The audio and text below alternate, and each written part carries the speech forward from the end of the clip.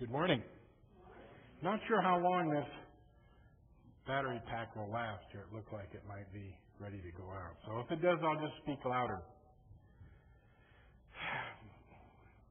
I ask God to be in my heart and on my lips this morning that I might worthily proclaim His holy word. This morning we're going to be working out of Philippians chapter 1, verses 18 through 24.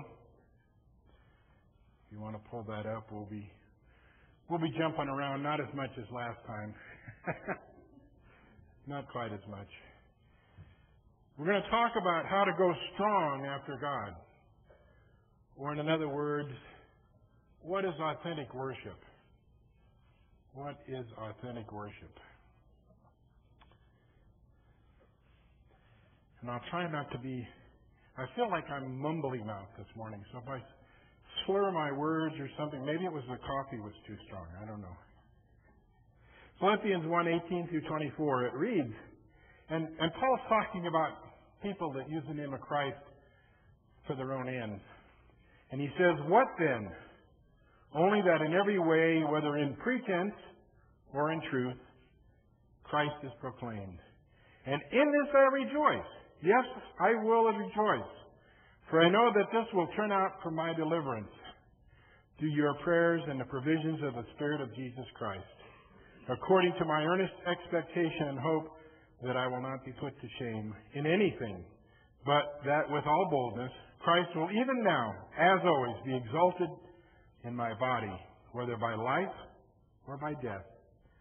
For to me, to live is Christ, and to die is gain. But if I am to live on in the flesh, this will mean fruitful labor for me, and I do not know which to choose. But I am hard-pressed from both directions, having the desire to depart and be with Christ, for that is much better. Yet to remain on in the flesh is more necessary for your sake." So we're going to be looking at some key parts of this. There's some gems in this that give us some clues about what authentic worship is all about.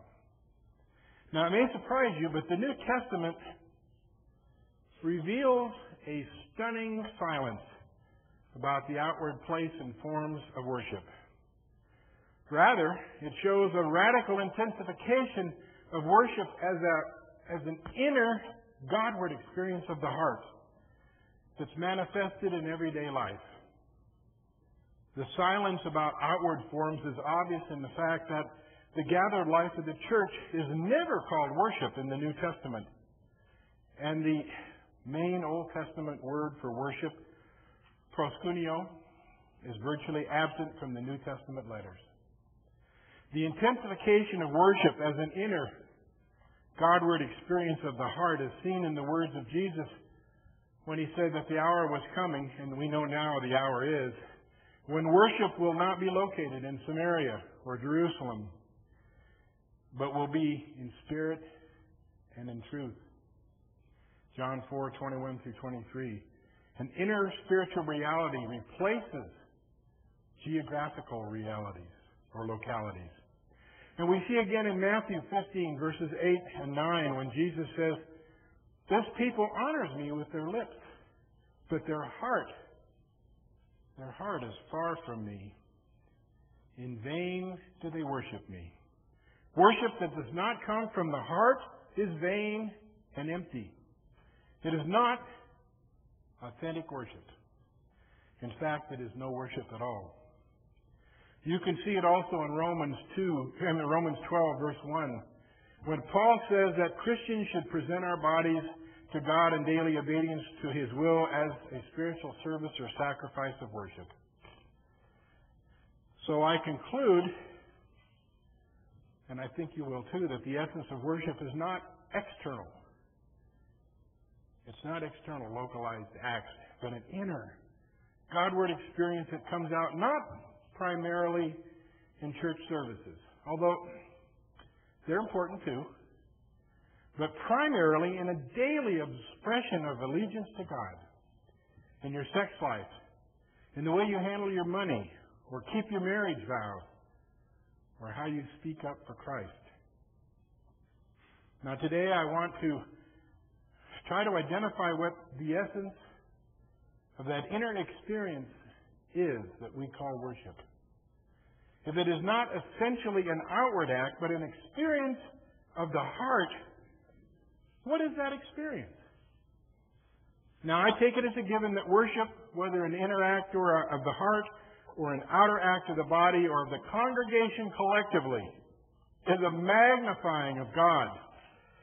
That is, it is an act that shows how magnificent God is. It is an act that reveals or expresses how great and how glorious He is. Worship is all about reflecting the worth or value of God. So the question we are asking this morning is, what inner experience of the heart does that? If the essence of worship is not mere outward form, but an inward, Godward experience, what experience reveals and expresses how great and glorious God is? To answer that question, we go to Philippians 1, verses 20 and 21. Notice from verse 20 what Paul's mission in life is. He says, talking about his mission in life, "It is my earnest expectation and hope that I will not be put to shame in anything, but that with all boldness Christ will, even now as always, be shown to be great and glorious in my body, whether by life or by death." And the word exalted could also be translated magnified. So what Paul is saying is that his earnest hope and passion is that what he does with his body, whether in life or in death, will always be worship. In life and death, his mission is to magnify Christ, to show that Christ is magnificent, to exalt Christ, and demonstrate that He is great. That's plain from verse 20, where we read that Christ shall be exalted in my body, whether by life or death. So the question now becomes, does Paul tell us what kind of an inner experience exalts Christ in this way? Does he reveal the essence of worship? And I'm happy to say the answer is that he does. And he does so in the next verse, verse 21. By the way it is connected to verse 20.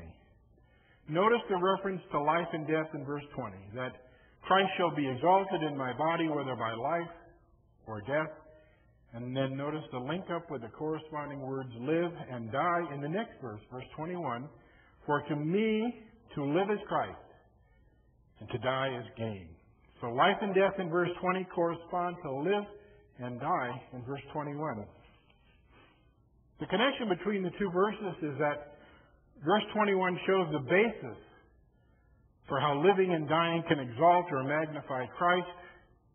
Verse 21 begins with the word for, or some translations say because, and it reads, my expectation and hope is that Christ will be exalted, whether by my life or my death, for to live is Christ and to die is gain. Verse 21 describes the inner experience that exalts Christ and is the essence of worship. So to see this, let's take each pair separately, starting with death in verse 20 and die in verse 21. Boil down the verse to read, my expectation and hope is that Christ will be exalted in my body by death, for to me to die is gain. Christ will be exalted in my dying, if my dying is for me gain. Do you see it? The inner experience that magnifies Christ in dying is to experience death as gain. Why is that? Verse 23 shows why dying is gain for Paul, and for you too, if you're a Christian. Where we read, my desire is to depart, that is to die, and be with Christ, for that is much better. That is what death does. It takes us into more intimacy with Christ. We depart from here and we are with Christ. And that, Paul says, is gain. And when you experience death this way, Paul says you exalt Christ. Experiencing Christ as gain in your dying magnifies Christ. It is the essence of worship in the hour of death, which means that we can now say that the inner essence of worship is cherishing Christ as gain, indeed as more gain than all that life can offer. More gain than all that life can offer. More than family or career, retirement, fame, food, friends. The essence of worship is experiencing Christ as gain. Or to use the words that I love to use in several sermons, it is savoring Christ, treasuring Christ, being satisfied or filled or full with Christ. This is the inner essence of worship, because Paul says experiencing Christ as gain in death is the way He is exalted in death. I don't know if you've ever heard the slogan, God is most glorified in us when we are most satisfied or fulfilled in Him. Well, this is the place where that comes from. Christ is magnified in my death when in my death I am satisfied with Him when I gain death as gain because I gained Him. Or another way to say it is that the essence of praising Christ is prizing Christ. Christ will be praised in my death. If in my death He is prized above life. The inner essence of worship is prizing Christ, cherishing Him, treasuring Him, being fulfilled or satisfied with Him. Now, to confirm this, focus with me on the other pair of words. Verse 20. My expectation is that Christ be exalted in my life. Verse 21. For me to live is Christ. So the reason Paul gives for why Christ is exalted or worshipped in his life is that for him to live is Christ. What does that mean? What does that mean exactly? Let's look at Philippians 3:8 for the answer. There Paul says, I count all things to be lost in view of the surpassing value of knowing Christ, Jesus my Lord, for whom I have suffered the loss of all things, and count them but rubbish in order that I may gain Christ. To live as Christ means to count everything as lost now, in this life, in comparison to the value of gaining Christ. Do you see the word gain turning up here again in 3:8, just as it did in 121? To live as Christ means experiencing Christ as gain now. To live as Christ means experiencing Christ as gain now, not just in death. So Paul's point is that life and death, for a Christian, are acts of worship. They exalt Christ and magnify Him and reveal and express His greatness when they come from an inner experience of treasuring Christ as gain.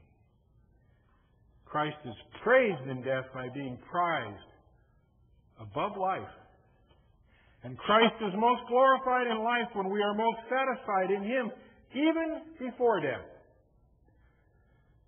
The authenticating inner essence of worship is to be satisfied or filled with Christ, prizing Christ, cherishing Christ, treasuring Christ.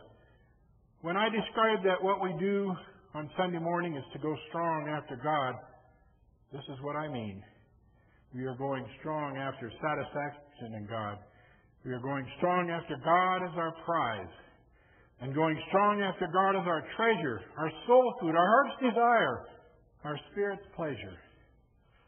Because we know from Philippians 1:20 and 21, that treasuring Christ as gain magnifies Him, exalts Him, and worships Him. Let me draw out some implications of this for worship. Number one, the pursuit of joy in God.